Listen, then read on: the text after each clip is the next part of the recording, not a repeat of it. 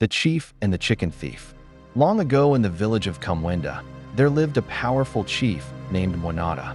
He ruled with a firm hand, was feared by all, and was believed to be a man of great wisdom. Every few nights, chickens from people's huts would vanish. The villagers grumbled among themselves, pointing fingers and setting traps, but no one could catch the thief. One moonless night, a clever young boy named Tumbo, who lived with his grandmother near the edge of the village, stayed up late. He had noticed that their chickens were restless every few nights.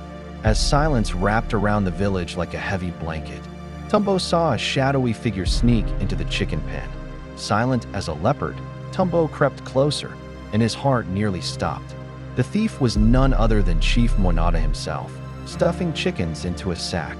Tumbo gasped too loudly. The chief turned, eyes glowing with rage in the darkness. "You saw nothing," the chief hissed, grabbing Tumbo by the collar. "If you speak a word of this, I will make sure your tongue is silenced forever."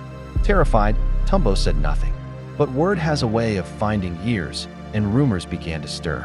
To protect himself, the chief devised a wicked plan. A week later, during the village gathering, Chief Mwanauta stood and declared, "The chicken thief has been caught. It is this boy, Tumbo." Gasps rose from the crowd. Tumbo's grandmother wept as the boy was dragged forward.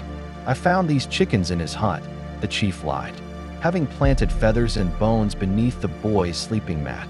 Despite his protests, Tumbo was beaten and sentenced to clean the chief's cattle kraals for a full season, without pay or food from the village stores. But the ancestors see what the living do not. During the dry season, the land suffered a terrible drought. The chief's chickens all died.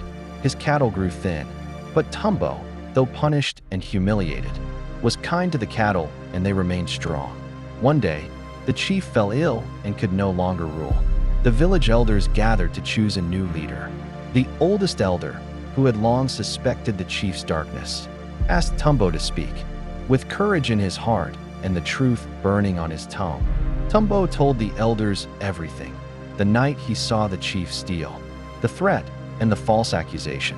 This time, the villagers listened. Chief Mwanauta was banished to the wilderness, and Tumbo, though still young, was honored for his courage and honesty. Years later, when he was of age, he became the new chief, not because of strength or riches, but because he had carried truth through the shadow of fear. And from that day on, no chicken ever went missing again in Mwanauta.